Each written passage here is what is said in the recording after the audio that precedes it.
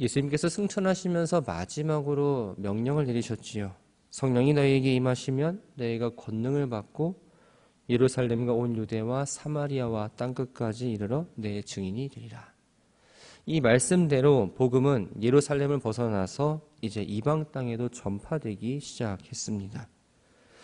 앞선 9장에서 베드로의 회심과 또 베드로의 순례 사역을 통해서 이 이방 선교를 준비하는 작업이 이루어짐을 우리는 확인할 수 있었습니다.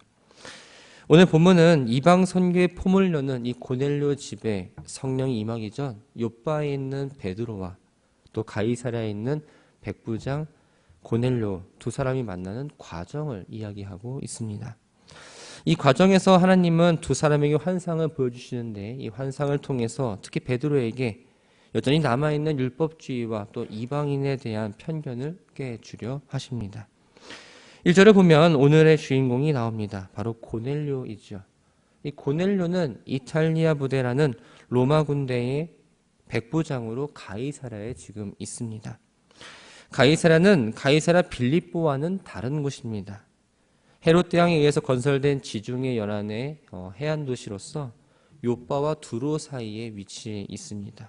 이곳에는 로마 총독의 관저가 있고 또 로마 군인들이 주둔해 있는 곳입니다. 이탈리아 부대란 바로 이탈리아 사람으로만 구성된 부대로서 총독을 보호하는 군대를 말합니다. 로마 군대는 한 개 군단이 6,000명으로 편성되어 있었고 이 한 군단을 600명씩 10대로 나눴습니다. 또 그 10대에서 100명 정도를 나눴는데 이 100명을 지휘하는 사람을 바로 백부장이라고 합니다. 오늘날로 따지면 군대의 중대장 정도 되는 지휘관을 말하죠. 고넬료는 경건한 사람이었습니다. 여기서 경건하다라는 이 표현은 바로 신앙이 독실하다라는 의미입니다. 고넬료는 할례받지 않고 유대교로 개종하지는 않았지만 하나님을 경외하는 삶을 살았습니다. 그리고 고넬료 자신뿐만 아니라 가족 모두가 하나님을 섬겼고 또 어려움 가운데 빠진 백성들을 구제하는 데 앞장서며 항상 하나님께 기도하는 사람이었습니다. 유대인은 오전 9시 또 정오 오후 3시 이렇게 하루 3번 기도하는 시간을 가집니다. 고넬료는 이방인이었지만 유대인의 관습에 따라 이 정해진 시간에 기도했습니다. 특별히 제9시인 이 오후 3시에는 예루살렘 성전에서 제사장에 의해서 희생제사가 드려졌습니다. 그래서 이 시간에 기도하는 건 희생제사에 참여하는 것으로 여겨졌고 경건한 유대인들은 이 시간에 기도하는 걸 매우 중요한 일로 생각을 했습니다. 어느 날 기도하고 있는 중에 천사가 고넬료를 부릅니다. 고넬료는 천사를 쳐다보고 당황하며 놀란 마음에 주여 무슨 일입니까? 라고 대답을 하죠. 여기서 주여는 바로 하나님이나 예수님을 뜻하는 칭호가 아닙니다.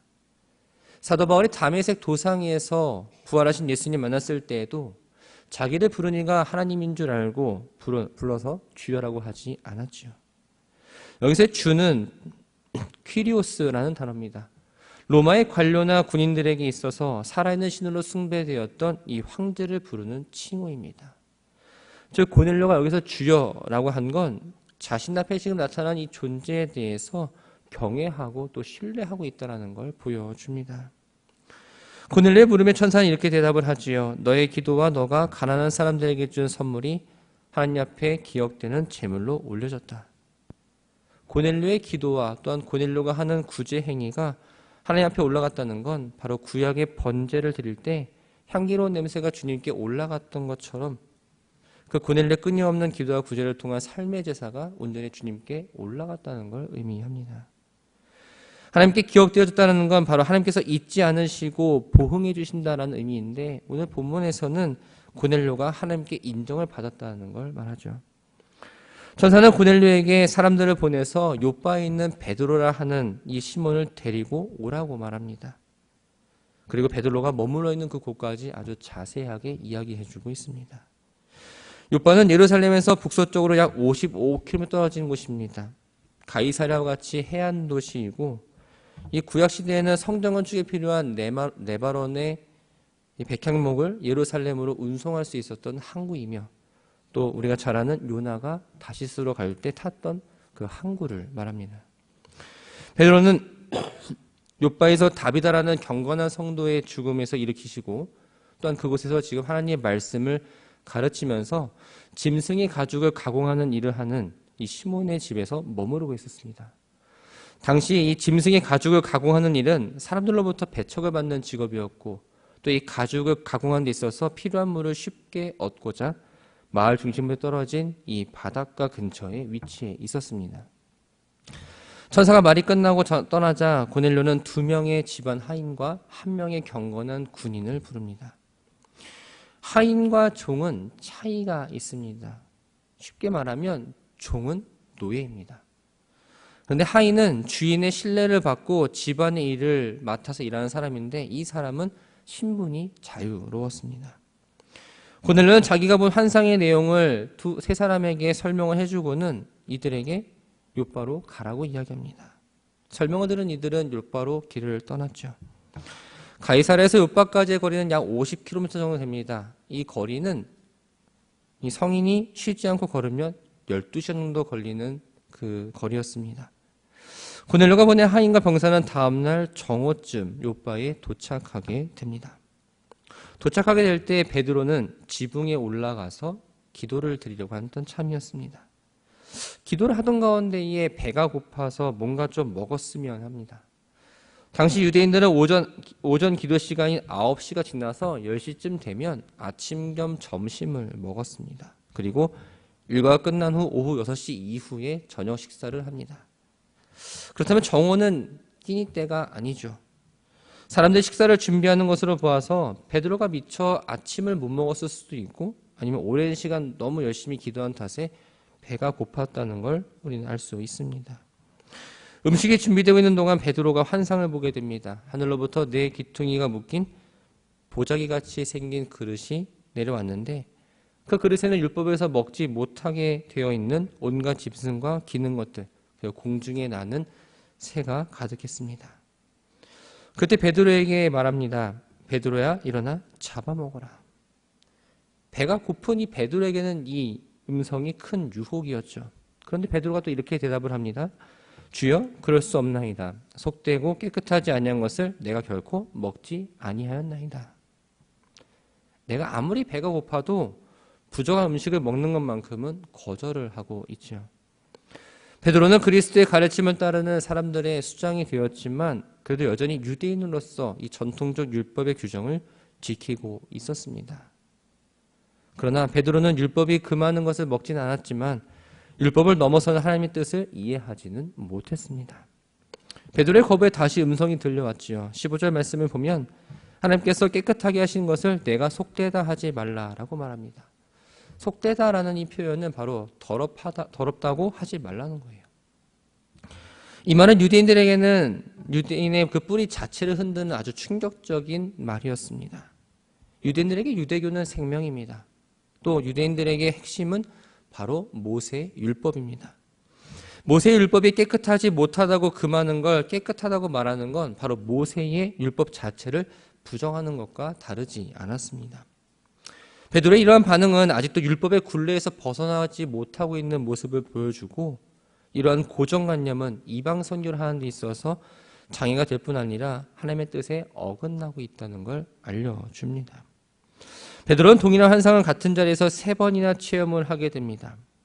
본문에 이 그릇 담긴 온갖 부정한 짐승은 바로 이방인들을 의미합니다. 하나님들은 이미 이방인들을 깨끗게 하셨습니다. 환상과 이 명령을 통해서 하나님 안에서 유대인이든 이방인이든 구별하지 않고 모두가 다 하나님의 자녀여 형제가 되어야 함을 이야기한 건데 베드로는 아직 그런 의미를 제대로 깨닫지 못했던 겁니다. 17절부터 23절까지의 말씀을 보면 고넬료가 보낸 사람들이 베드로가 머물러 있는 곳에 도착해서 고넬료가 왜 베드로를 초청했는지를 이야기하고 있습니다.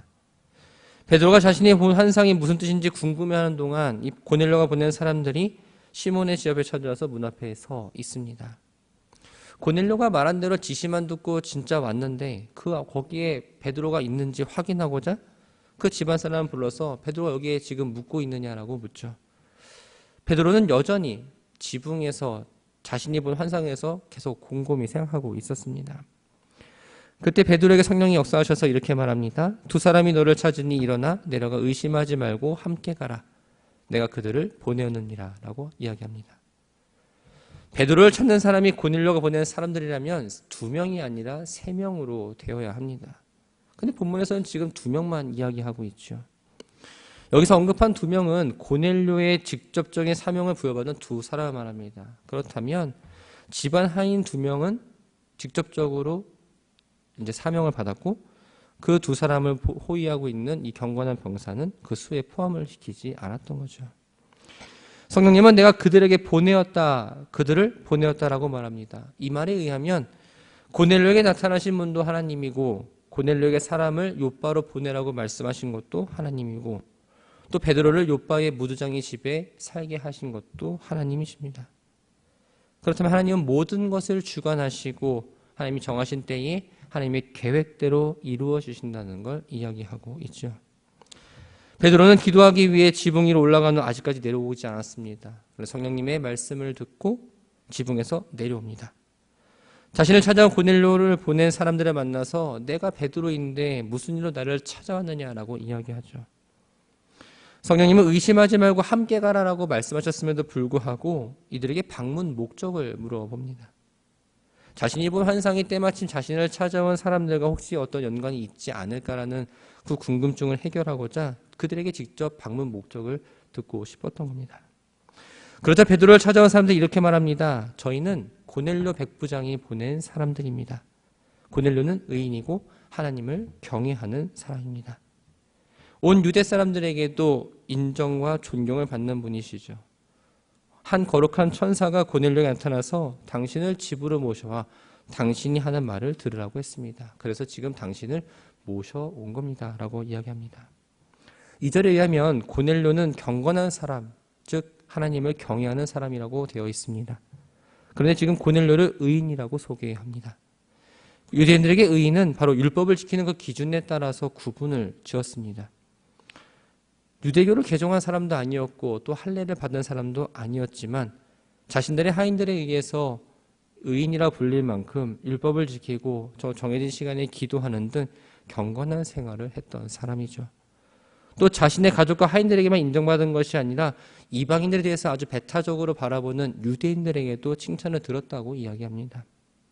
이 이야기를 하는 건 베드로가 유대인이었기 때문에 고넬료에게 관심을 갖고자 이야기를 꺼냈던 거죠. 고넬료의 하인들은 자신들이 욥바의 베드로에까지 오게 된 원인과 자신들이나 자신들의 그 주인이 말할 수 있는 고넬료에 있지 않고 하나님께 있음을 이야기합니다. 방문 목적을 잘 이야기하고 그 이야기를 들은 베드로는 그들을 자신이 묵고 있는 집으로 안내합니다. 여기서 말이란 바로 베드로의 입을 통해 증거되는 하나님의 말씀을 의미합니다. 사실 유대인들은 할례받지 않은 이방인들을 개처럼 여겨서 상종하지 않으려 했습니다. 그래서 할례받지 않은 이방인을 집으로 불러들이고 함께 잠을 잔다는 건 당시 매우 반유대적인 행위로서 비난의 대상이 되었습니다. 그럼에도 불구하고 베드로가 이러한 행동을 보인 건 그들의 말을 신뢰했다는 것이고 자신이 경험한 환상이 무엇을 의미하는지 이제 이해를 하게 된 겁니다. 또 무할례자인 이 이방인에 대해서 편견을 버렸다라는 걸 보여주지요. 다음날 베드로는 고넬료가 보낸 하인 2사람과 또 경건한 군인 1사람, 또 욥바에서 온 몇 명의 사람과 함께 고넬료가 있는 가이사랴로 길을 떠납니다. 말씀을 정리합니다. 고넬료가 복음을 듣고 구원을 이룰 수 있었던 건 우연이 아니었습니다. 하나님의 은혜가 임할 수 있도록 준비가 충분히 되어 있었지요. 그는 이방인이었지만 하나님을 정말로 경외했던 사람이고 구제와 기도에 열심이었던 사람입니다. 물론 고넬료의 어떤 행위가 구원에 이르게 한 건 아닙니다. 복음을 듣고 믿음으로 말미암아 구원을 얻었습니다. 그러나 고넬료가 보여준 행동은 하나님의 은혜가 임할 수 있는 근거로는 충분합니다. 하나님의 은혜는 무조건적이지만 깨끗이 준비되어 있는 그릇에 음식을 담는 것처럼 하나님의 은혜 역시 준비된 사람에게 임한다는 겁니다. 믿음의 길을 걸어가면서 우리가 하나님의 풍성한 은혜를 얻고자 한다면 하나님의 은혜가 임할 수 있도록 우리 스스로 깨끗한 그릇이 되어야 합니다. 그네를 위해서 하나님이 많은 일을 행했던 것처럼 하나님은 우리를 향해서 한 사람 한 사람의 계획과 그 하나님의 시간 가운데에 이루어져 가고 있습니다. 그 일을 이루는데 부족함 없도록 우리 자신을 날마다 정결하게 해야 합니다. 그 정결의 방법은 바로 기도와 말씀이지요. 기도와 말씀 생활을 충실히 하면서 나를 늘 비워내고 깨끗하게 함으로 하나님의 은혜를 누리며 살아가는 우리 모두가 되기를 주님의 이름으로 축원합니다.